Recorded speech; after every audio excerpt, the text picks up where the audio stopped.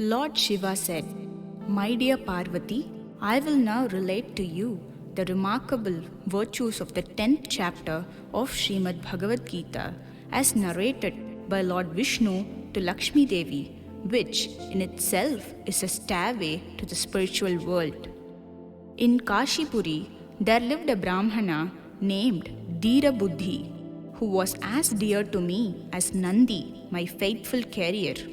He was always peaceful with all his senses devoted to the glorification of Lord Sri Krishna.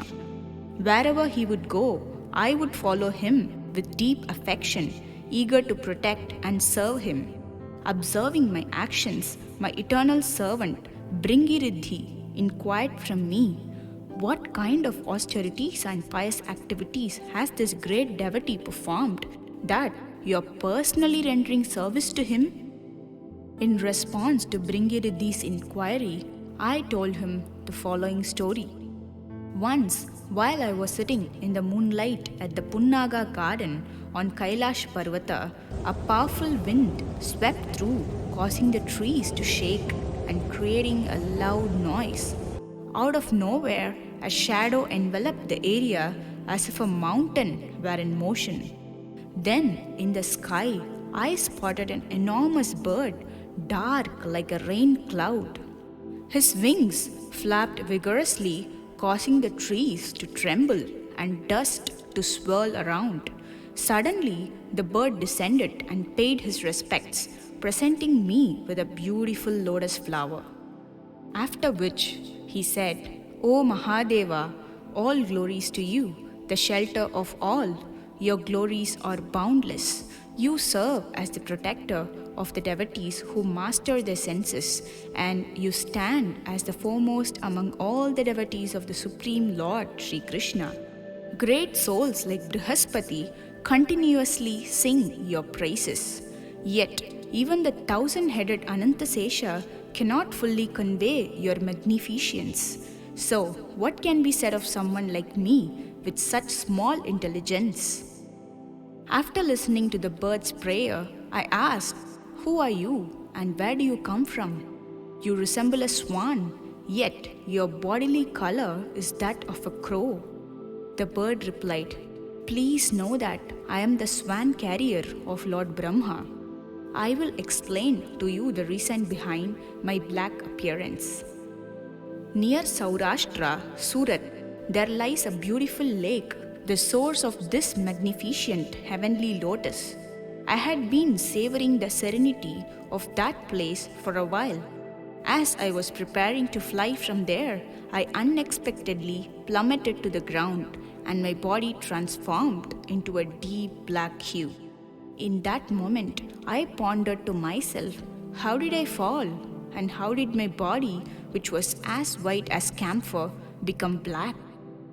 While thinking in this way, I heard a voice coming from the lotuses in the lake. "Oh Swan, get up. I will tell you the reason why you fell down and your body turned black." At that moment, I stood up and made my way to the center of the lake, where I discovered 5 extraordinarily beautiful lotuses. From among them emerged a beautiful lady. After circumambulating her, I asked why I had fallen. She said, "Oh black swan, as you soared above me, you accidentally caused offense, resulting in your body turning black. When I witnessed your fall, I felt sorry for you, which is why I called you here." When I spoke, the fragrance that flowed from my lips had the ability to purify 7,000 black bees at once, granting them entry into the heavenly realm. My dear king of birds, I will explain the source of my extraordinary power. Previous to this birth, 3 births before, I was born in a Brahmana family, and my name was Sarojavadana. My father had always taught me the values of chastity, and I faithfully served my husband after marriage. One day, I found a maina, a black bird, and as I tended to her, my attention to my husband began to wane. This angered him, and he cursed me, saying, "O sinful woman, You shall be reborn as a Maina in your next life. In my next life, I took birth as a Maina. Having adhered strictly to the principles of chastity, I had the opportunity to connect with some sages who welcomed me to their ashram. One of the sages' daughters took care of me during my stay. Each morning and evening, I would listen to the recitation of the 10th chapter of Srimad Bhagavad Gita, which ultimately led me to be reborn as an apsara named Padmavati in the heavenly planets. One day, while I was flying in a flower airplane, I spotted a stunning lotus flower on the surface of this lake. Upon arriving there, I began to rejoice in the water. Suddenly, Durvasa Muni appeared and noticed me unclothed. Out of fear, I swiftly transformed into 5 lotuses. My 2 arms transformed into 2 lotuses.